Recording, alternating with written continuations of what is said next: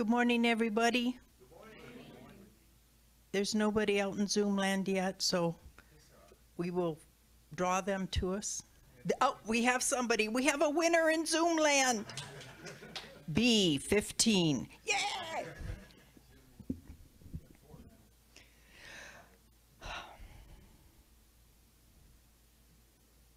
Well, good morning.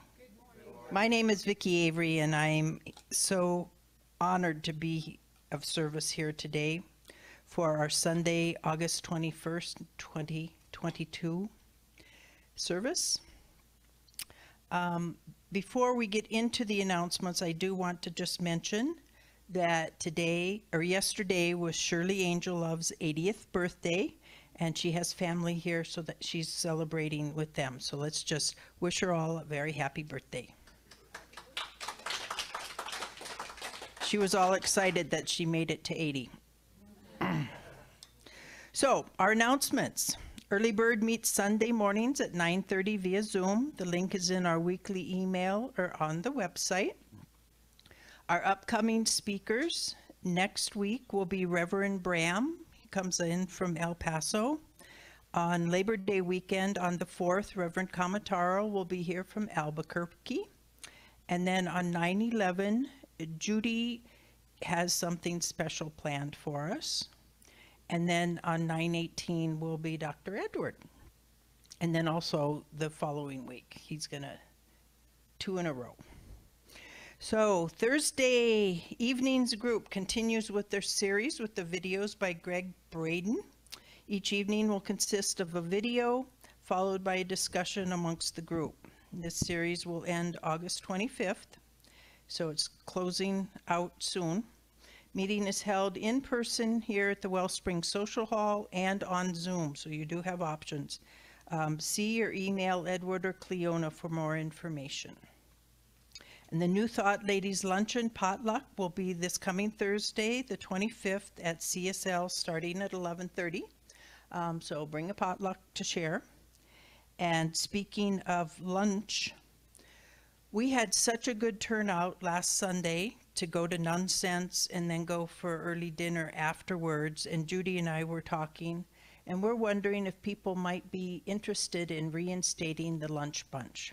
So if you are, either let Judy or myself know so that we can get an idea and maybe get that going again. And that's usually during the week. It's been on Wednesdays before at about 11 or 11:30, and then you pick whatever restaurant that you're going to go to. Monthly, once a month. Yeah.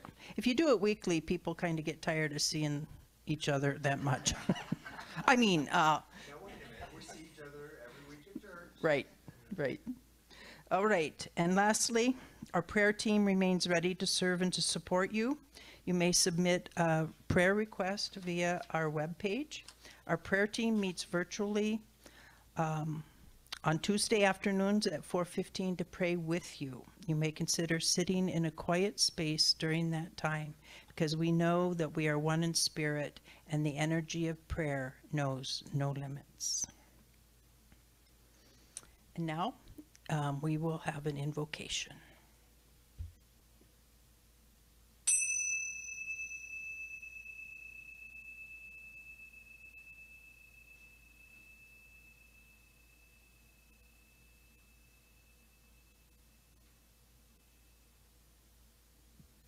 So we call on Mother, Father, God, Great Spirit, to be here with us. We know that Spirit flows in, through, and around each one of us. And we gather as our beloved Wellspring community to love and support each other on our own individual spiritual journeys. And we are grateful for the rains that are here to nourish all of the plants. And Mother Nature is busy growing weeds like crazy. So we know that the water is feeding the plants. And we know that Spirit feeds us. And we say together, and so it is. And so now, if you are able, we will have our song of joy, if you want to stand. It's in every one of us is the song.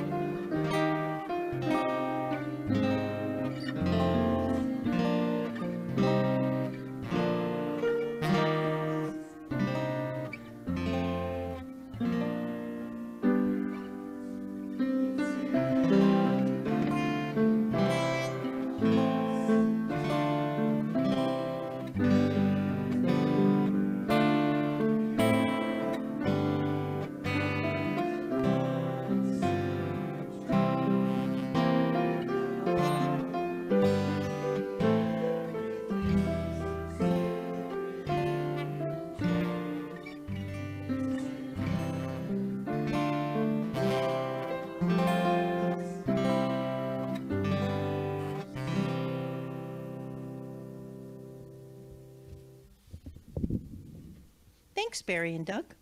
That was very nice. Alrighty, now if you'd like to be seated.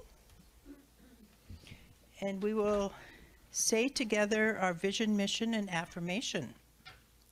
Our vision: to elevate spiritual consciousness in our world. Our mission: to support individual spiritual quests through celebration, study, counsel, loving fellowship, and service. And our affirmation: I give thanks for all the ways I experience freedom in my life, to be my authentic self, to live in abundance, to connect with precious community members, and to live in harmony with nature. So I release any false or limiting beliefs and open my heart to the infinite freedom that is in the divine. And now for our special music with Mr. Doug Adamz. It's so great to feel that connection with the divine. And for all of us, it's in all of us, it's around all of us. It is each of us, everywhere we go, all the time. And it's so easy to feel that connection most of the time. But, you know, everybody reaches those times where it's not smooth sailing. In fact, we hit those times sometimes where it feels like the bottom has fallen out of our life. It's been a while, but I'm sure that everybody here has had that. Probably everybody has that experience from time to time when you feel lost, abandoned, utterly lost, without a clue, without a rudder, forsaken. And this song comes, fortunately, a long time ago for me. It comes from one of those times. But it's also, I realized, for those times that anybody may be going through. And it doesn't offer any answers. But it does ask a question.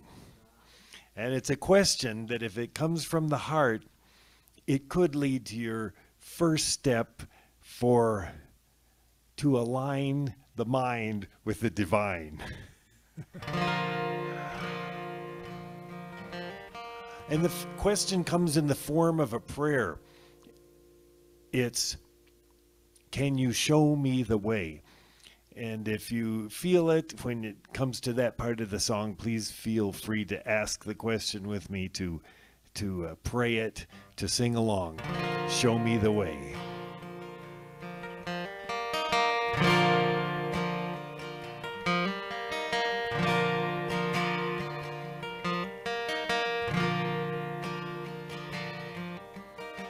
I heard rumors of this place where I might find a state of grace and finally put my mind to rest and get this steel claw off my chest. I heard that it might be a long, long way. That's all right if we could just get started right away. Can you show me the way? Show me the way.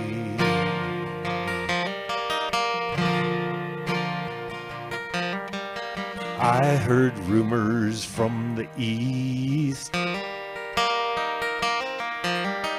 There's this place called Inner Peace. Blind alleys and the whispering streets just mislead my restless feet. I heard that there might be mountains steep.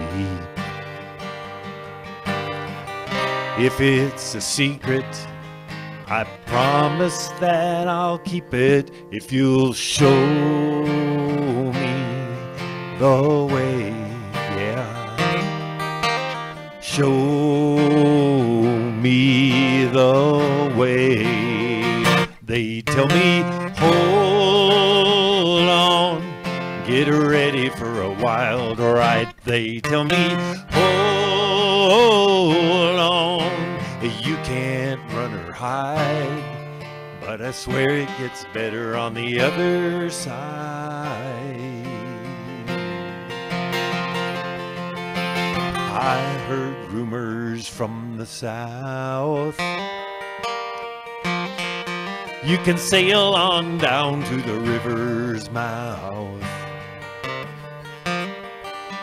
And if you're riding on a horse, you can ride him on up to the river's source. I'm sitting by the river with my head held in my hand. Sure, I heard a rumor that you got a master plan. Can you show me the way? Show me the way. Show me the way. Show me the way.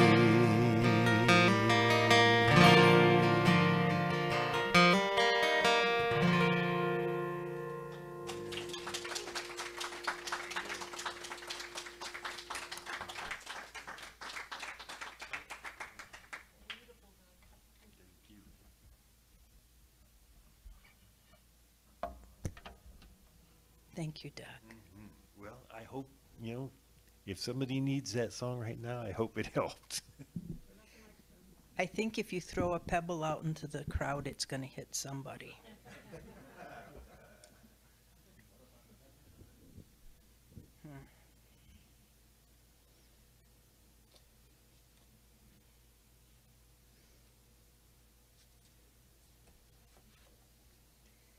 So today's reading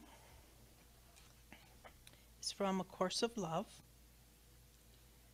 I told Edward yesterday, sometimes when I'm the PA and need to pick a reading, I may have a couple of things that kind of come to me.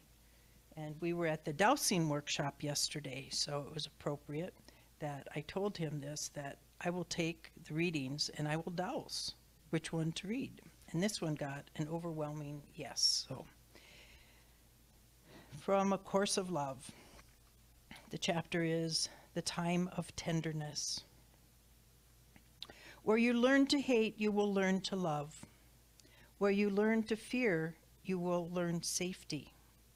Where you learn to distrust, you will learn trust. And each learning experience will be a learning experience because it will touch your heart. It may be as simple as a smile from a child that melts away all the resentment you held from your childhood because you allow that smile to touch your heart. It may be a time of weepiness, what you would term as emotionalism. You may feel as if everything makes you want to cry because everything will touch you. Each lesson will feel tender. Unlearning has no harshness about it. If you simply allow it to come, it will reward you constantly with what will be best described as tenderness. The time to resist tenderness is over. The time to resist the tears of weariness is over. This is the time of embrace. These feelings of tenderness can seem to be a sign. Let them alert you that unlearning is taking place. Welcome them as harbingers of this good news. Know that the time of tenderness is a pure path on your way home. The time of tenderness precedes the time of peace and is the forerunner of compassion. The time of tenderness is thus the final learning ground before the accomplishment is complete. The learning that occurs during the time of tenderness is learning from love. No lessons learned without love touch your heart. No lessons that do not touch your heart will accomplish nothing. The purpose of the final lessons is both unlearning and moving through the unlearning to the new learning. These lessons must be accomplished in life and require an engagement with life. This engagement is a promise, a commitment. It requires participation, involvement, attention, and being present. And so it is.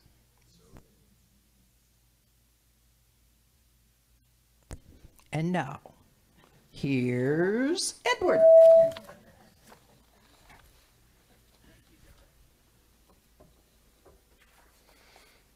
Thank you, Vicki. Appreciate it.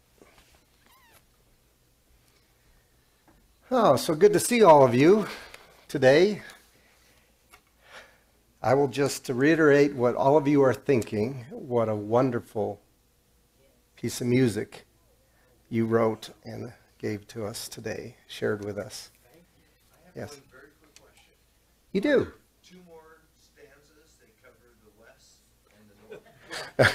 That you choose not to There sing. will be. Oh, there will be. You're the third person who said Okay. that, so, I was okay. just curious. Yeah. It is decided. There will be. Okay. All right, so let it be. And thank you, Vicki, for the reading. So today's topic is spiritual self-care. And I realized, as I went through this, that there are 2 ways you can read spiritual self-care. You can say, and this was my original intention, spiritual self-care, as in self-care of your spiritual. But you could also think of it as spiritual self-care.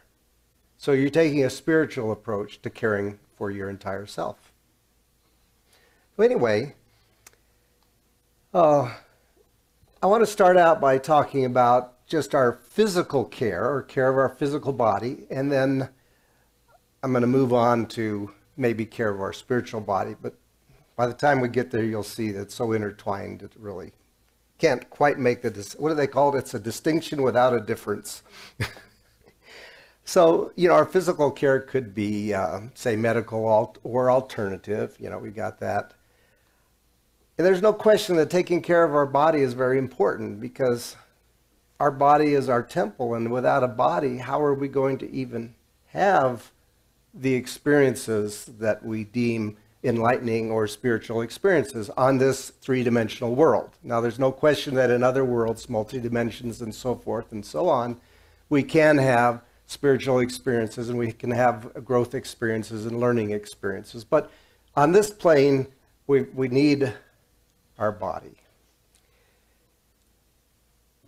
And we know that, at least most of us know, that our purpose for being on earth is much more than just keeping our body alive until it wears out and we die. And we wouldn't be here today in these kinds of assemblies, not just here at Wellspring, but in other New Thought churches in the neighborhood and throughout the world, and maybe elsewhere as well. It doesn't have to be New Thought, but we wouldn't be here today if we didn't think that we have a higher or a spiritual purpose to being alive. And if you think back to Maslow's hierarchy of needs, at the very bottom of the hierarchy of needs is, just survival, food and shelter and so forth. And at the top of the pyramid is enlightenment.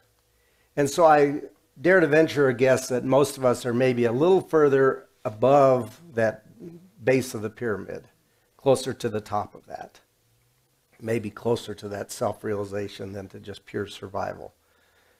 Although I have to admit that sometimes, our reptilian brain jumps in and we operate out of a sort of a survival mode. But anyway, let's talk about physical self-care just so I can set up kind of the analogy here. And the first type of physical care I want to talk about is critical care, or, you know, the emergency room, urgent care, what have you. And I'm talking maybe about the real emergencies, not just the sniffles or things that our primary care physician should take care of. And maybe it's so critical that to get the help we need, we have to call 911, right? And then the ambulance comes for us. And then moving on to the maybe less concerning is the non-urgent or continuing care. And I'm going to throw in this category things like maybe your blood pressure is high and you take a blood pressure med, or you're diabetic and you need to take insulin. So these are kind of continuing things. But what's interesting about that is it's not a one and done and then you can forget about it. Oh, you know, they told me I had high blood pressure, so I took one pill and now it's gone. I have a friend who said that he was talking to his primary care physician and said, you know, my blood pressure's been just really very well, very nice or whatever, within range and all that. Maybe I don't need my blood pressure medication. And that lasted that person about 3 days before their blood pressure was like, oh. So, I mean, the same thing with a diabetic could inject themselves with insulin and say, oh, my blood sugar is fine. But then later. So that's sort of this continuing care. And we have to continuously monitor that typically, you know, the blood pressure cuff or the blood sugar monitor or whatever. But I'm going to just throw out this, you know, somebody once said, what if? What if you could cure these conditions, not just maintain them? What if we could actually change our DNA so that we would cure that condition? As in healing it instead of treating it. And I'm just going to set that aside. But just what if? I'm not going to set too far aside because I'm reminded of the Thursday evening videos and conversations we've been having. And, you know, one of them was Joe Dispenza, and he talks about how medication could actually modify your DNA. So there's some possibilities out there we may not have thought of. And then I'm going to move on to the other care, which I'm calling preventive care. And preventive care has a fairly specific definition in the medical field. That includes things like your annual checkup, your flu shots if you get them, mammograms, colonoscopies, you know, other kinds of screening and vaccines as examples. And usually, you know, there's some kind of patient counseling that goes along with your sort of preventative care. And then I'm going to move on to what I call the long-term maintenance or health wellness care. And to me, I think of this as, you know, eating right, proper nutrition, maybe some supplements, maybe exercise, those kinds of things. Not necessarily targeted toward a specific malady, but yet wanting to keep ourselves in good shape. So I'm going to take now these categories and move them over into the spiritual realm. And this is where I'm going to talk about self-care of your spiritual being here. But our discussion of physical health isn't wasted again, because we're not really going to be too concerned about our spiritual self-care if we don't have a functioning body, right? So if we aren't up there on the hierarchy of needs, we aren't going to be worrying about what's up there. So I want to visit chapter 2 of the Basic Ideas. This is an Ernest Holmes publication. It was first published in 1957. And chapter 2 is called Your Thinking and Health. And so this kind of, like I said, this is a distinction without a difference. You know, he talks about how the concepts relate health and spirituality. I want to read a couple things from him. The first thing you should do at this point is to realize that you can achieve health through right thinking. A state of expectancy is a great asset. A state of uncertainty one moment thinking perhaps, and the next moment thinking I don't know, will never get the desired results. Even God can give you nothing until you make up your mind what it is you expect. The principle involved may be summed up in the words, mind with a capital M responds to mind. It is done unto you as you believe. Therefore, our bodily conditions are governed by our thought processes. This idea is now corroborated by psychosomatic medicine. I realize this was written in 1957. There's an awful lot of stuff that's happened since then. I mean, all the placebo studies have pretty much happened since then. And all the Joe Dispenza work and the Greg Braden work and all these various healing processes. And all of you know this, but our body's cells are replaced with new ones at the rate of about 330 billion a day. So what that means that in somewhere between 80 and 100 days, 30 trillion cells have been replenished in our body. And that's the equivalent of a new you. So, 90 days from now, you could have a new body that's built on a new scaffolding of your spiritual expectation.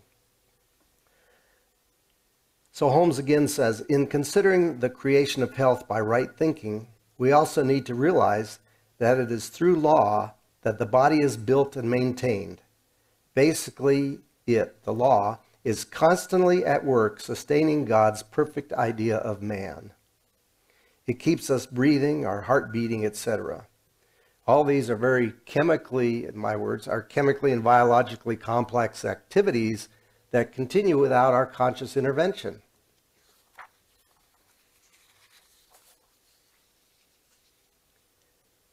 And of course, this further emphasizes the fact that our proper spiritual care can impact our physical well-being. So spiritual self-care typically is thought of as maybe mental or emotional care. But as I mentioned already, it can have an impact on our physical being as well. So let's kind of follow the same categories. The first category was urgent care, emergency care, or critical care. I think I heard something about that in the song that played. I'm sitting at the side of the river with my head in my hands. Somebody please help me. I am at that point where I need help. So usually we seek out, maybe it's possible, we seek out a spiritual counselor or a minister or a practitioner or a friend or a teacher, using the broader sense of that, or some external means of clarifying our thinking. Someone to help us with a new perspective. Now Quimby, Phineas Parker's Quimby, was a healer and the father of New Thought in America. He calls this correcting the error in our thinking. Well, maybe this isn't exactly self-care. However, it's helpful toward our immediate well-being. I mean, it's getting care from somebody else, as not self, but then, well, let's take the example of somebody who's subject to panic attacks. That's a crisis at that instant. But perhaps they've learned that, gee, when that happens, I just need to go get alone by myself and do some relaxation and breathing exercises. And they do that and they get over their panic attack. So that's a remedy at that situation.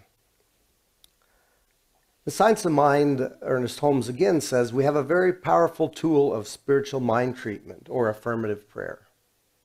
Most of you are familiar with the concept of affirmative prayer.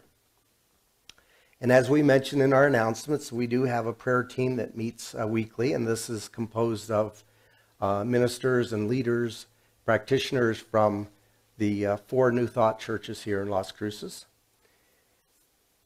And it was also mentioned that if you need to get your name on this list, you can go to our website, add it to the list, or you can put your name in the box at the back. We have some sheets there. And I recommend giving it to me, but it is kept confidential. And then we submit them, and we have a page full of folks that we're praying for. Both those who need, today and tomorrow or this week need help, and some who are longer term care.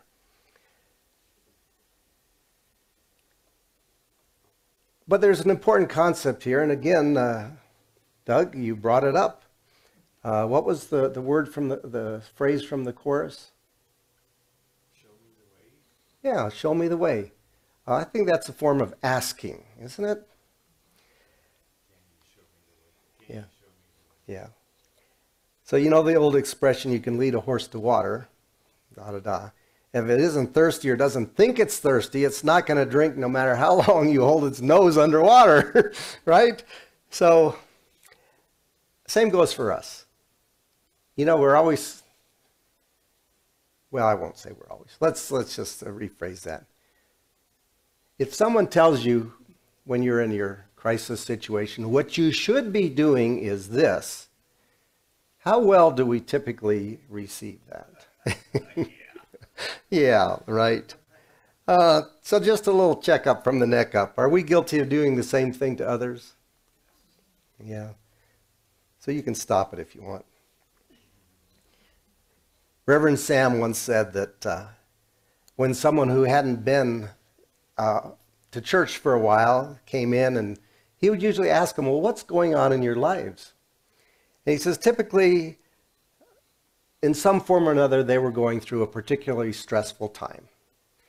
And they wanted the boost of being in the spiritual community, of Wellspring. So in a sense, it's kind of both critical care and long-term care. But I would encourage you to make use of your spiritual community as a long-term care or maintenance rather than only for critical care. So back to the physical level for the moment. Obviously, if you've broken a bone, you might want to go to the emergency room.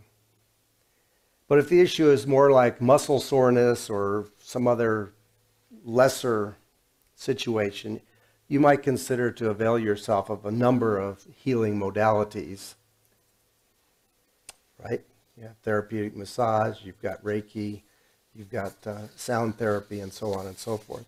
And similarly, I would say, this is kind of the disclaimer here, I'm not telling you not to go to the doctor if you have a broken bone, that kind of thing. Similarly, I think if you're having a complete medical meltdown, it might be appropriate to seek medical care as well. It all depends on the severity of the situation and where your belief system is. So moving on to the non-urgent or continuing care.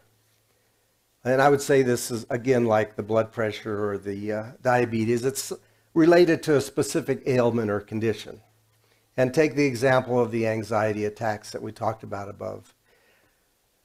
You might want to practice your relaxation techniques daily, even if you're not having a panic attack. Well, number one, it might help prevent future attacks. But number two, it'll be so much easier for you to transition to this relaxation state when you do have a panic attack. I think in the athletic realm, it's something like you play the way you train. So, we need to train for those times when we're, on the playing field. And of course, that relates to many other forms of spiritual self-care as well. So I'm going to go on now to preventive care. And to me, I think of this as being associated with what we're doing to combat maybe non-specific conditions. We just want to keep in good shape, so we, run 2-3 miles a day or whatever that is. And so how do we identify those conditions? Well, the MD might say, your weight's a bit high. Maybe you ought to consider changing your diet or getting more exercise. So in the spiritual care equivalency, we don't have a doctor that's going to tell us this. But what we do have is better than any doctor that's out there. Because we have our life that's telling us what it is we need to work on. So I don't remember which of the authors we were reading, but he said, you really don't have to take up any particular, you don't have to go get at the foot of a Buddha. You don't have to this, you don't have to do any of those things as long as you just are there for life, your life. You respond to your life when it shows up. Because Spirit has a wonderful way of bringing to our life exactly what it is we need to work on at exactly the time we need to work on it, when we have all the tools at our fingertips. So if we were just to listen to what's going on in our life, we'd know an awful lot of stuff. Now, there are some aids to that, and we talked about this last week. And of course, the Greg Braden, we've been talking about the Essene mirrors. Basically whatever we react to or get a charge from or on is something that we're needing to work on. We talk about the other mirror is what we judge in others, we judge in ourselves. We have lots of tools if we're just observing ourselves in our life to know what it is we need to work on. Perhaps we avoid situations that get us upset. Oh, I'm not going to do that because that's going to upset me. We know what those situations are that we've already identified. Oh, I don't want to go to that meeting or that party or that place because so-and-so might be there. And, gee, you are describing for yourself a situation that you might need to work on. So if we listen to what we're saying, we're going to get a good clue or a good diagnosis of the conditions that we need to work on. So rather than avoiding this situation, how about if we learn some techniques that help us stay centered in that situation? And as we said about play the way you train, practice when you're not in that situation so that when you get in that situation, you automatically go to that place rather than the reactive place. I used to say about Geneva, you bring, some of you know Geneva, some don't, she's passed, but it was like Geneva would, would break into prayer at a moment's notice. Because you come to her with a concern and she'd say, let's pray. Let's take this to prayer. Holmes says, the law is of exceedingly great value. A habit is the result of something we have done with careful attention and conscious effort so many times that we do not now have to think specifically about it when doing it. Right? That is, the law of mind responds to a persistent idea and automatically maintains it. This we call habit. We can talk and walk and do scores of different kinds of work and play and still be thinking of other things. But we could not do that at first. We had to form persistent thought patterns before these activities could be released from our conscious attention. And all you have to do is look at a child learning to walk and know that's all they can do. You give them a block to carry and it's all over, So the same is with us. So, not Holmes's words, my words here. We can use the law of mind to our advantage. We can develop a habit and then release it into the law of mind to maintain it for us. And we all know that the law of mind, or the law, is obedient to our conscious direction. It works the other way too. If we're putting things that are less beneficial perhaps to us into our thinking and continually reinforcing that, that's what we get. That's what our habits are. So when you're working on something, remember the best way to do it is to speak our words in a positive way, claiming what we want, not what we don't want. So I'll move on to long-term maintenance or well-being. The difference between preventive care and long-term maintenance of our well-being, I think, is a little blurry, but that's all right. So we have techniques, skills, and activities of a more general nature that can be applied to many situations. And maybe they don't have any immediate application that we know of. Maybe you could call it general studies, course of education. And we come back to, in the physical, we need to watch what we eat, right? Watch what we ingest.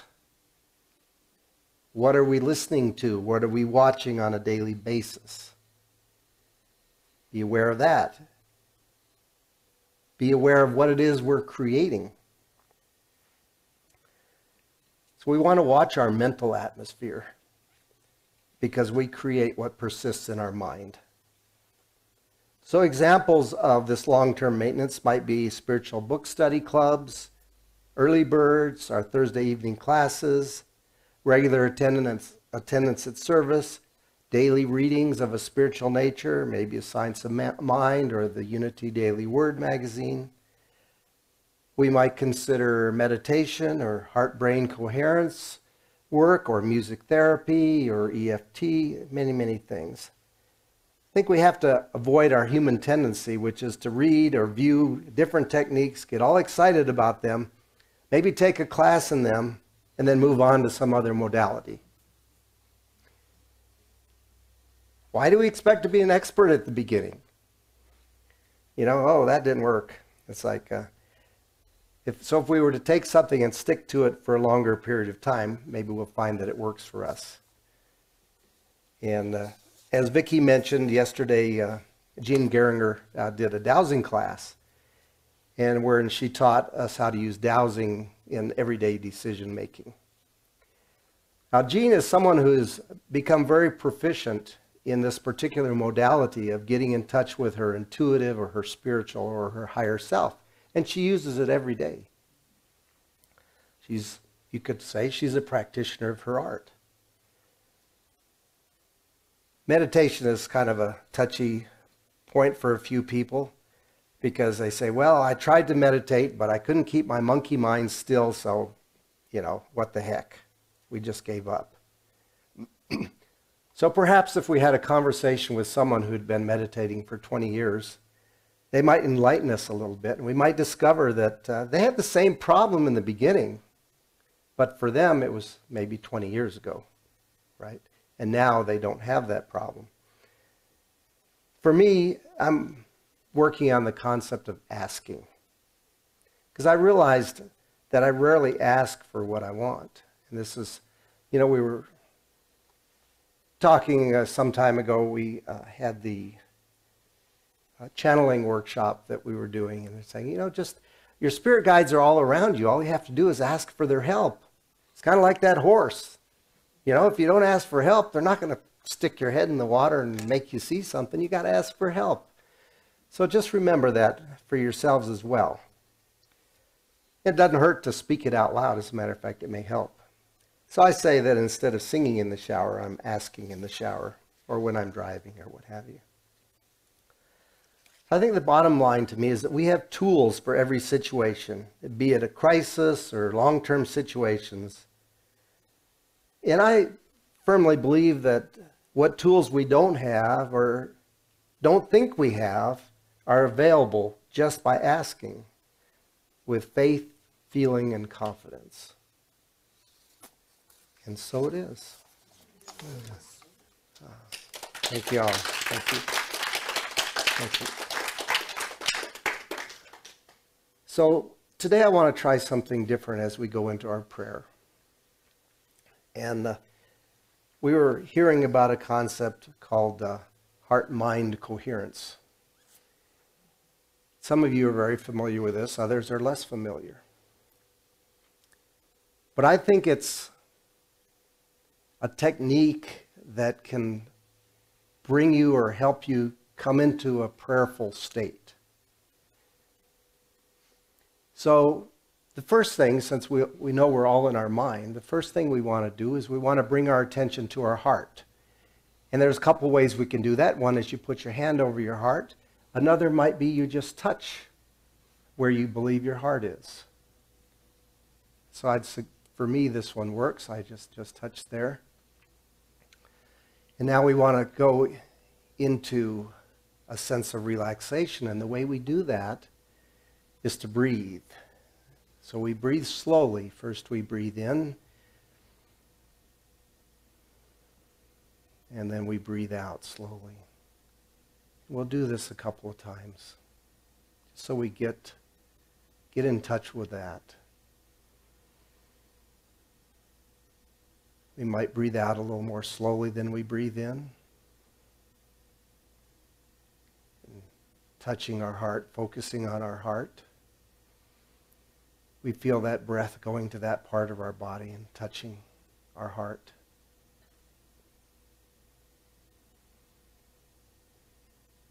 And now let's bring a sense of gratitude into our being. We can do that in a number of ways. One way, of course, is to think of a situation that you're very grateful for. For some people, this might be a birth of a child. Doesn't really matter, but just as you're breathing, just feel that sense of gratitude. Maybe gratitude that you're part of this spiritual community. Remember, that's from your heart. It's not a mental, it's a feeling.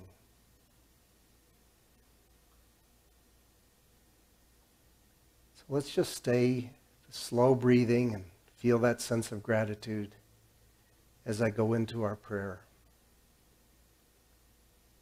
And first of all, we do start our prayers with gratitude. We are grateful that we understand, we have knowledge of this one divine being, and that we are a piece and a part of that being. That being expresses itself through us, experiences with us, as us, and is very joyous at having that experience, and is also grateful for each and every one of us as we have those experiences.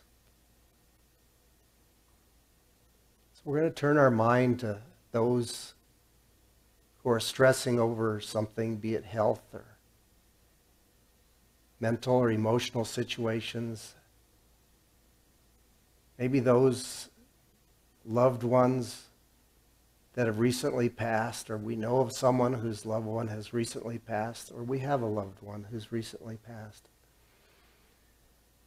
Let's just keep this breathing and keep this gratitude flowing. We know that all that I just described is part of the divine plan. Each and every person, each and every situation is brought into our lives and into their lives at exactly the right time when they have exactly the right tools because they are learning a particular lesson. And it's done from a sense of love. That great divine Mother, Father, God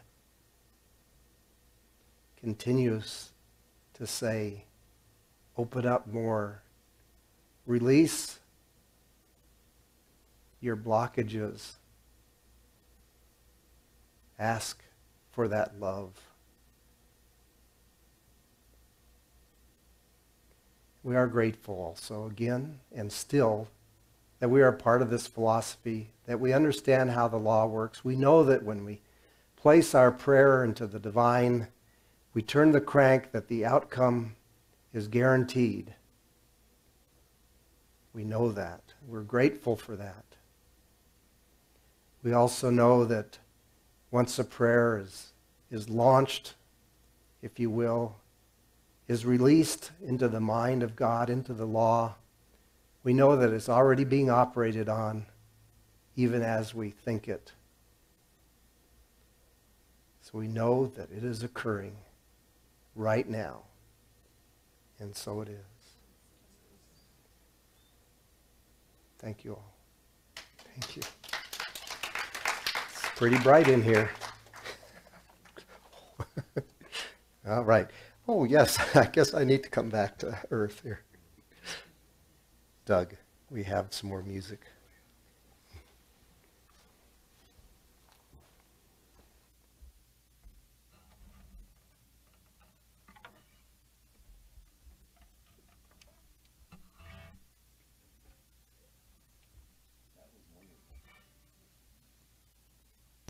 Some years ago, a friend asked me to go with him for a hike in the desert. And he asked the right person because I love hiking in the desert. And we drove up to an area north of Las Cruces that I had never been to before. And he chose an arroyo, and we started walking down this arroyo. And it was wide with a sandy bottom, not a lot of obstruction from underbrush or stones. And we're walking along, and we came across something that I had never seen out of a lot of time wandering around in the desert. I'd never seen this, and I've never seen it since. But we came to a place where out of the sandy bottom came some pure crystal clear water, just from the sand. And it didn't just stop there, it meandered down the arroyo, so we followed it, and we came to a place where, without any fanfare, no pool, no pond, no waterfalls, no out of the ordinary plant life, no water lilies or water nymphs or mermen, it just went back into the ground again. A stream, it started and it ended. And I thought, this is amazing. What a metaphor, what a simile. It's like consciousness, it's like spirit, it's like life itself. It comes up and it goes back down in, and who knows, maybe there's a river under there, maybe there's an ocean under there. We don't know what's going on under there. But more amazing than all of that, more astounding than all of those thoughts of the metaphor, was just the water. Just its existence. It stayed with me for years and years, and then one day, imagining myself to be a poet and being a songwriter, here comes the metaphor back again, you know. And I wrote this song. It's called Hidden River. I went and videoed some shots of the Rio Grande, and I made a video of this song, which is on YouTube, called Hidden River, and it stars the Rio Grande. But what really happened was that little stream in the arroyo that day.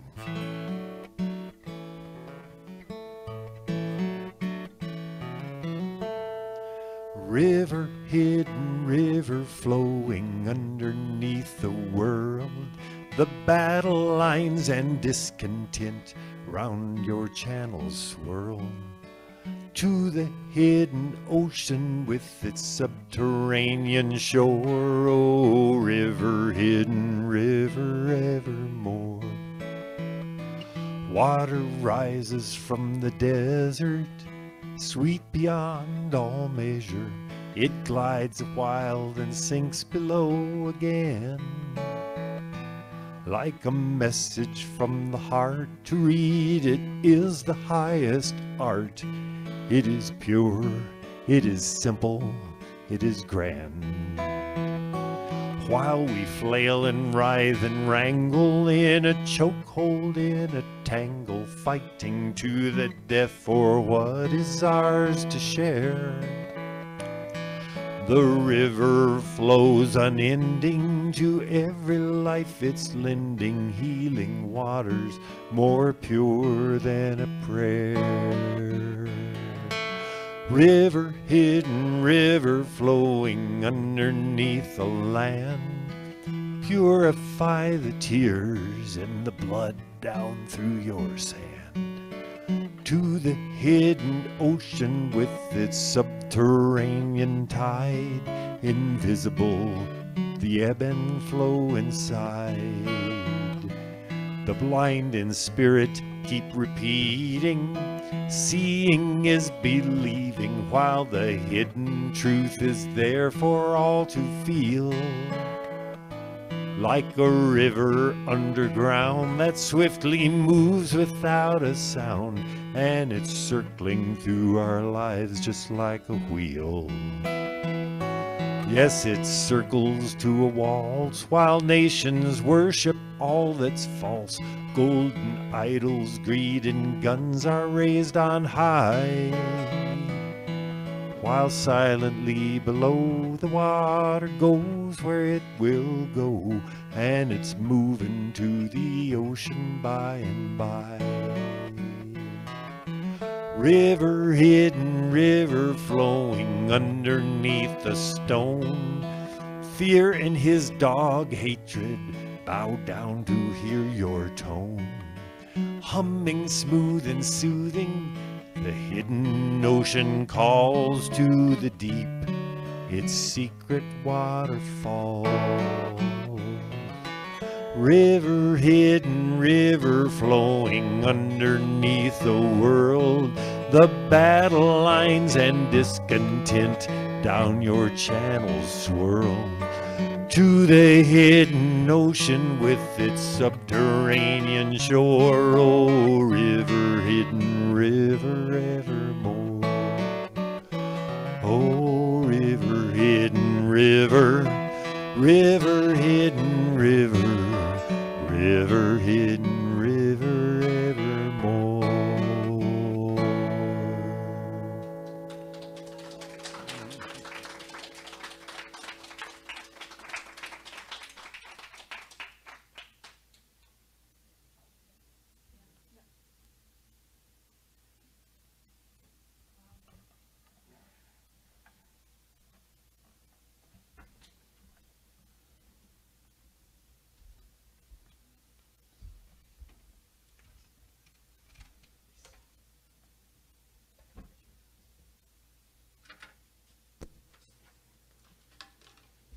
Doug, you are such a blessing to us. Igualmente, which means, you know, I feel the same way about being here. I think we should form a support group, a mutual admiration support group. I think we are one. Yeah, we are one. Yeah. Wow. That was lovely. Thank you.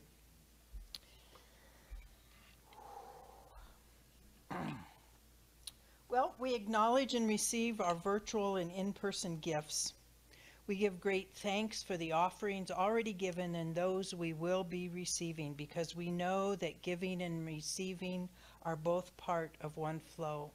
We affirm that we are also part of that flow, and we bless these gifts and know they are multiplied throughout our community. And we want to share with you a letter from a community organization that we did tithe to, from La Casa to Wellspring. On behalf of La Casa's clients, staff, volunteers, and board of directors, we would like to extend our sincerest gratitude to you and the Wellspring Church congregation for your generous donation.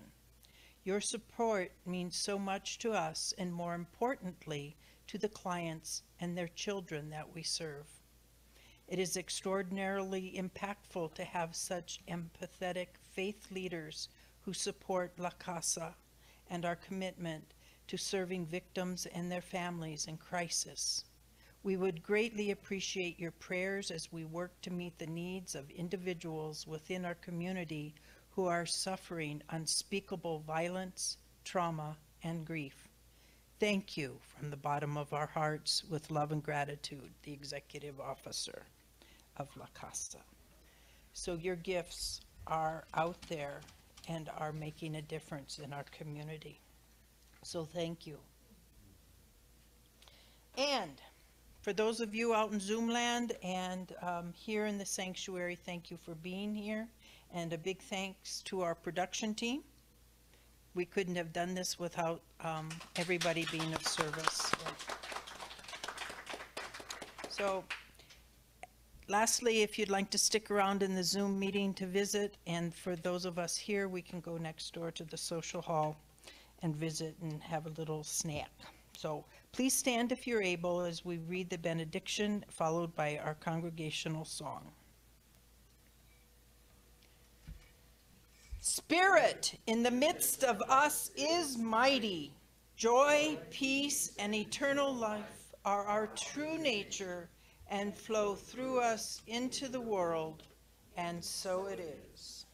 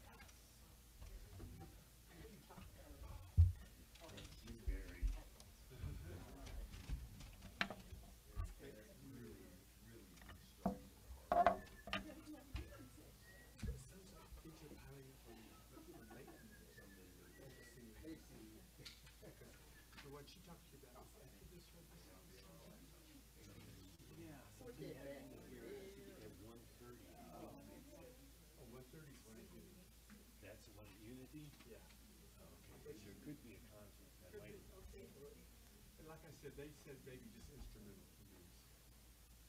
Well, that's still after, that's in the late. What time is it? The normal service starts at 1:30, and they have a lunch at 2:30, then about 3:15 they want to, I'm just going to be on. So I was thinking for the service at 1:30. What is this all about? Yeah, let me find out what they got going on. And Max also told me that he had maybe a slot toward the end of September, the 11th.